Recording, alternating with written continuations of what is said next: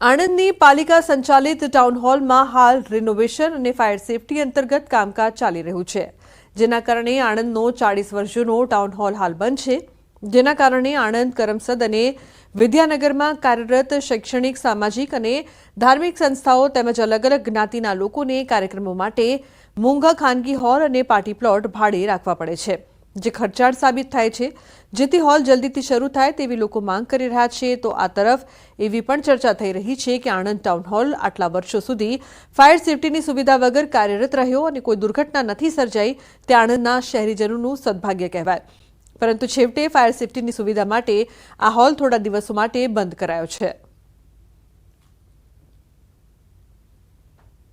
40-50 વર્ષ જૂનો આણંદનો town hall કુદરતની કૃપાથી અત્યાર સુધી કોઈ પણ એવો બનાવ બન્યો નથી। જો બનાવ બન્યો હોત તો તેની જવાબદારી કોણ લે? અત્યારે આ જે ધાર્મિક ને સામાજિક, શૈક્ષણિક જે સંસ્થાઓ છે તે લોકોને નગરપાલિકાનો સસ્તા ભાવનો જે ટાઉન હોલ છોડી અને અન્ય ખાનગી પાર્ટી પ્લોટોની અંદર પોતાના કાર્યક્રમો રાખવા પડે છે।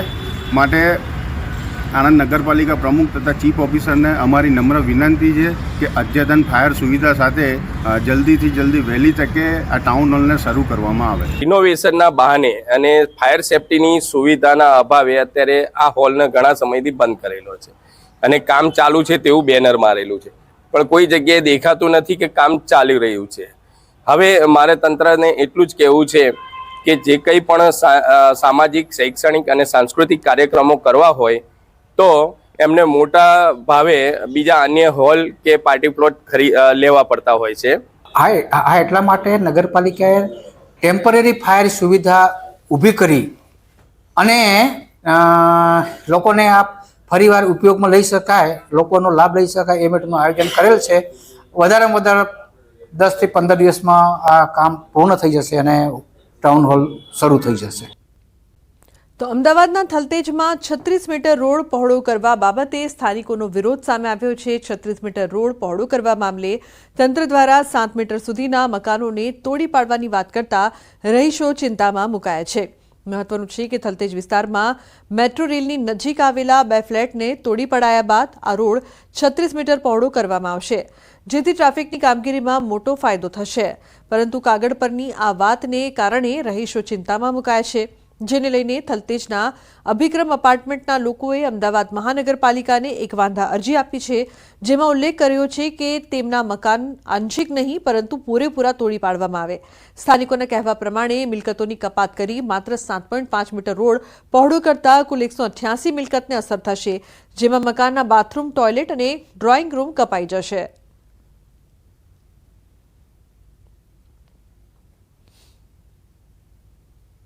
જે બાથરૂમ સંડાસ છે બરાબર છે, પેસેજ છે, આ ગેલેરી જે બહાર દેખાય છે અને 2 બેડરૂમ છે। આ ગેલેરીની પાછળ બેડરૂમ છે અને પાછળ પણ એક બેડરૂમ છે। એ બંને બેડરૂમ અડધા કપાય છે, ગેલેરી આખી કપાઈ જાય છે, સંડાસ બાથરૂમ પૂરા કપાઈ જાય છે, હોલનો અડધો ભાગ કપાઈ જાય છે। ટૂંકમાં 30% મકાન છે અને રહેવા લાયક રહેશે, એમાં ફક્ત હોલ અને કિચન જ મળશે। અમને એટલી જ વિનંતી છે કે તમે જ્યારે 36 મીટરનો રોડ પૂરો તમે પ્લાનમાં પાસ કર્યો છે તો એ જ મુજબ તમે અત્યારે આગળ વધો અને આ બધા અત્યારે રેડી છે। વિકાસના કામમાં કોઈ આડે આવવા તૈયાર નથી કે ભાઈ અમે આનો વિરોધ કરીએ। અમારો વિરોધ એટલો છે કે આંશિક કપાતમાં અમે લોકો તૈયાર નથી, તમે પૂરેપૂરો ફ્લેટ તમે કપાતમાં લઈ લો અને એનું યોગ્ય વળતર અમને લોકોને આપો। ગયા વર્ષે જુલાઈમાં પણ અમને નોટિસ આપી હતી કે તમે તમારે જે રીતે તમારો વિચાર હોય એ રીતે અમને જણાવો। અમે નોટિસો થ્રુ ઓગસ્ટમાં બધા જવાબ પણ આપ્યા હતા કે અમે 36 મીટર કાપે તો અમે બધી રીતે તૈયાર છીએ, પણ આંશિક રીતે તૈયાર નથી। એ વાતને પણ 1.5 વર્ષ થયું, ફરીથી એ જ પ્રશ્ન આવ્યો છે, ત્યારે પણ એ લોકો આંશિક જ કાપે છે। એટલે અમારો તો એક જ છે કે તમે કાપવું હોય તો 36 મીટર કાપો। અમદાવાદના થલતેજ મેટ્રો સ્ટેશનનો 36 મીટરનો રોડ છે તે ખાલી થશે અને ત્યારબાદ ખાસ કરીને લોકોને સુવિધા મળશે, પરંતુ હાલ પૂરતું તો આપ જોઈ રહ્યા છો કે જે અભિક્રમ એપાર્ટમેન્ટના લોકો છે એક સાથે એકત્ર થયેલા છે। અને સૌથી પહેલાં આપને આ નિશાન બતાવી દઉં, આ જે એરો જે દોરેલો છે ત્યાંથી આખું મકાન છે લોકોનું તૂટી જશે। આપ ઉપર જુઓ તો 3-4 માળનું ફ્લેટ છે અને આ ફ્લેટમાંથી અડધું મકાન છે તે લોકોનું જતું રહેશે, 70% મકાન તે જતું રહેશે। તેની સાથે આપ જુઓ તો અહીં જે ખાસ કરીને મકાન જે જગ્યા ઉપર ઊભું છે અને જે પિલર છે એક બાજુનું એ પિલર પણ અહીં તૂટી જશે।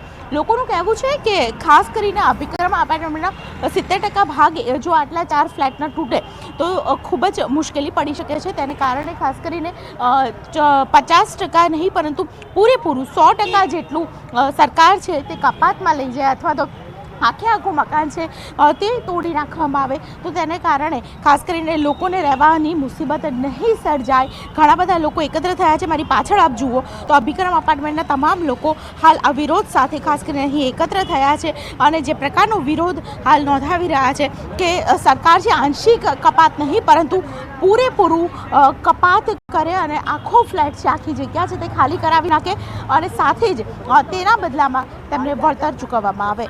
કેમેરા પર્સન અમિત શર્મા સાથે દીપિકા કુમાર, ન્યૂઝ 18 ગુજરાતી, અમદાવાદ. તો ગીર સોમનાથ જિલ્લામાં દેશી ગોળના રાબડા ધમધમતા થયા છે. મોટા પ્રમાણમાં શેરડીના વાવેતરના કારણે અહીં ગોળનું ઉત્પાદન થાય છે. ગીરમાં 200 જેટલા ગોળ ઉત્પાદન કરવાના રાબડા ચાલુ છે, પરંતુ છેલ્લા કેટલાક વર્ષોથી ગીરના ખેડૂતો શેરડીના વાવેતરમાં ઘટાડો થતો જોવા મળી રહ્યો છે અને એટલે જ ગીરમાં ગોળ ઉત્પાદન કરતા રાબડાની સંખ્યા ઘટવા લાગી છે. ગીરમાં ગોળ ઉત્પાદનની સિઝન પણ મોડી શરૂ થયા હોવાનું રાબડા માલિકો કહી રહ્યા છે, કારણ કે પાછોતરો વરસાદ અને ગીર સોમનાથમાં સર્જાયેલ મજૂરની અછત સૌથી વધુ જવાબદાર મનાય છે. નહીં તો દર વર્ષે દશેરા બાદ અથવા લાભ પાંચમ બાદ ગીરમાં ગોળના રાબડા ધમધમતા થઈ જાય છે, પરંતુ આ વર્ષે ઉલટું થયું છે. જો કે એક તરફ ગીરમાં શેરડીનું ઉત્પાદન પણ ઘટી રહ્યું છે અને તેની સીધી અસર ગોળ ઉત્પાદન કરતા રાબડા ઉપર પડી રહી છે. તો વર્તમાન સિઝનમાં ગોળની બજાર પણ સારી હોવાનું રાબડા માલિકો કહી રહ્યા છે.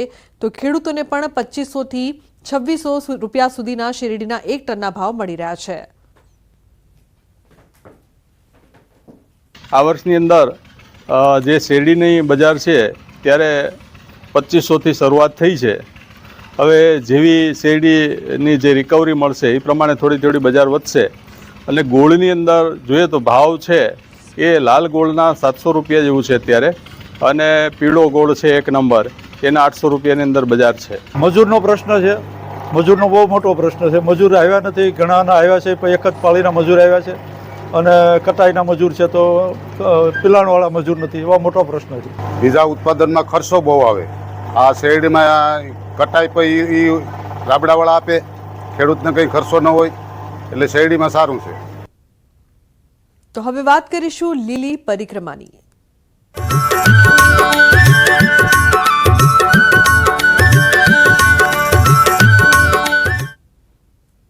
તો ગિરનારની લીલી પરિક્રમા કરવા લાખો ભાવિકો દર વર્ષે ઉમટી પડે છે અને પુણ્યનું ભાથું બાંધે છે. અતિ દુર્ગમ એવી પરિક્રમા પૂર્ણ કર્યા બાદ ભાવિકો જૂનાગઢના પૌરાણિક દામોદર કુંડમાં સ્નાન કરે છે. એવી પણ લોકવાયકા છે કે કોઈપણ યાત્રા કર્યા બાદ દામોદર કુંડમાં સ્નાન કરવું જરૂરી છે. એટલે ભક્તો પરિક્રમા પૂર્ણ કર્યા બાદ દામોદર કુંડમાં સ્નાન કરી પોતાની યાત્રાને પૂર્ણાહુતિ આપે છે. એવી પણ લોકવાયકા છે કે પારસ પીપળે જળનો લોટો તેમજ ધૂપ દીપ કરવાનું મહત્વ છે. ભગવાન શ્રી કૃષ્ણએ નરસિંહ મહેતાનું રૂપ ધારણ કરી અહીં પિતૃ તર્પણ કર્યું હતું.